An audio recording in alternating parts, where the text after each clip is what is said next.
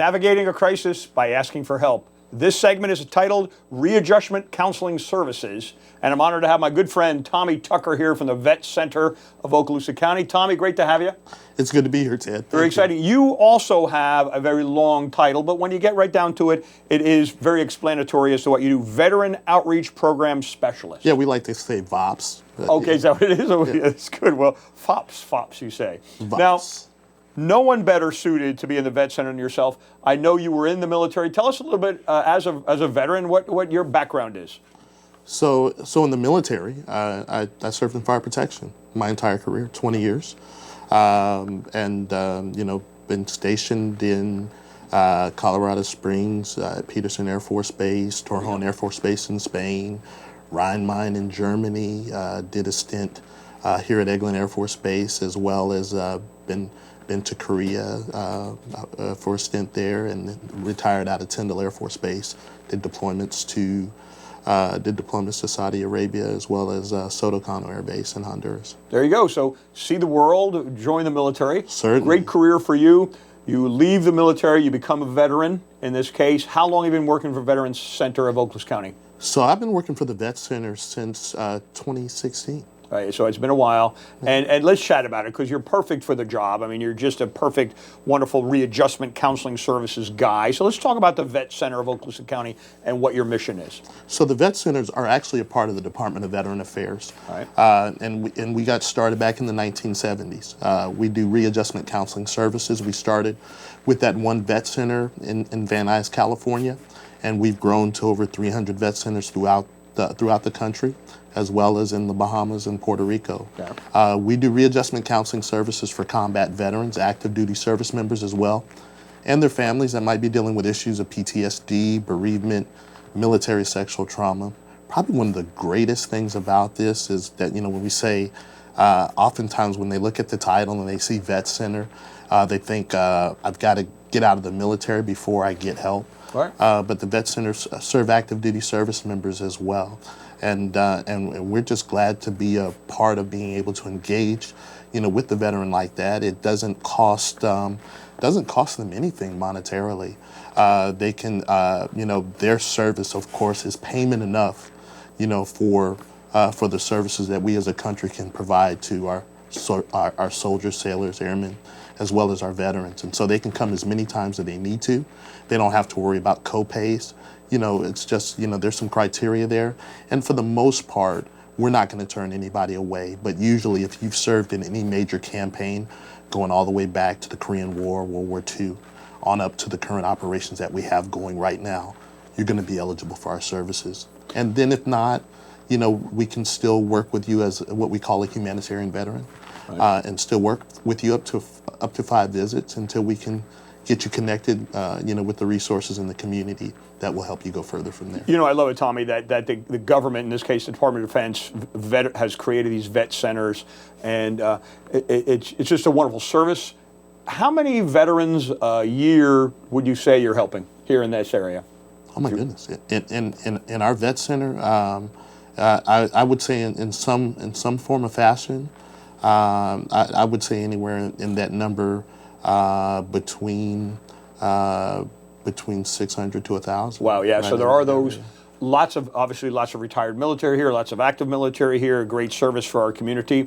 And the challenges you have is it's tough stuff you're talking about. Sure. It's tough stuff you're talking about. And let's talk about the advisors and how many folks you have on your staff and how that process works when the person realizes that they need assistance with something and they contact you all. With the number will be on the screen certainly in a little bit. How does the process work from there?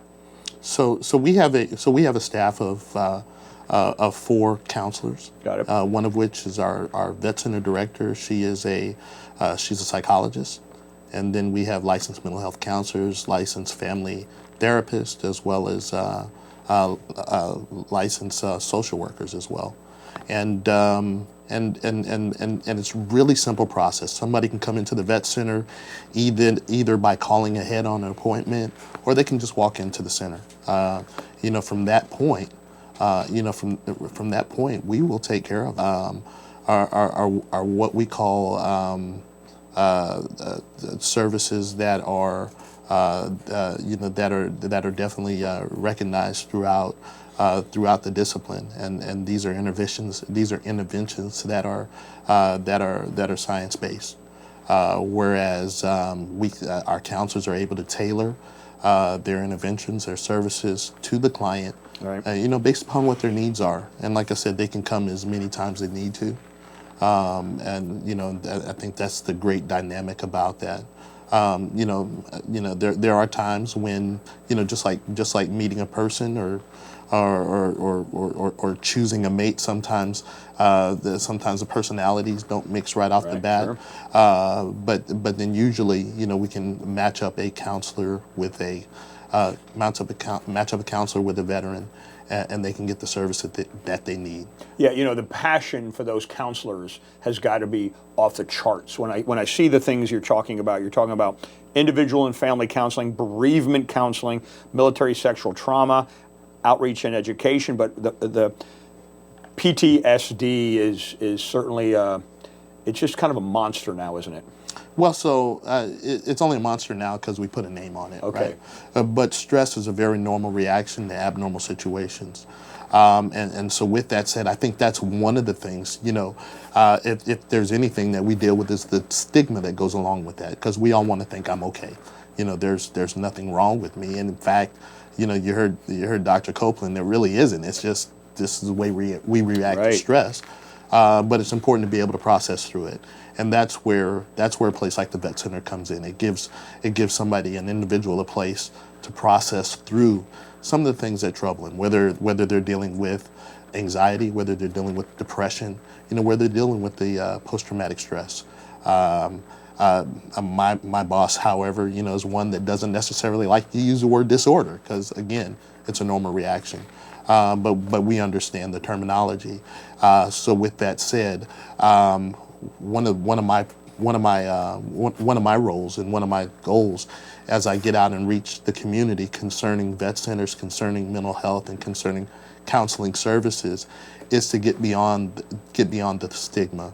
And I think now our current climate, even our military leaders are falling in line with that, and they're leading the way, making sure that the troops get the help they need. Yeah, see, that's what I was going to wonder. Again, Tommy, I was not in the military myself, but I do know that the training involved does create a specific mentality of independence and such as that. And do you find it the hardest thing is to have that person make that first call? Is that how would you chat with someone out there who is navigating a crisis and we're asking them for help? What would you say to them in referencing what they need to be doing? So oftentimes what I would do with them, I would start off when I go to the Airmen and Family Readiness Centers out at Hurlburt Field, when I go to the Readiness Center out at Eglin Air Force Base, I often ask the group, how many you deployed at least 2 or 3 times in your career? And you'll get a good portion of the group raise their hands. I'll go all the way up to about 9 or 10 years. And Ted, there are people raising their hands. Wow. And what I tell them is that what we do, as military service members isn't exactly normal, right? And so with every one of those deployments, there's a reaction, whether it be great or whether it be small. And so, so with that, having that rapport of being a prior service member and being able to talk about these things candidly. And see, that's one of the great things about coming to the Vet Center. They can actually come to the Vet Center and speak to somebody who's worn the uniform, who's deployed, who's been in some of the situations they've been in. And so I think it's that rapport that starts off the conversation. And once we get beyond that rapport, then we're able to deal with some of the commonalities that all of us have faced and be able to address some of the needs that maybe they're not so quick to talk about.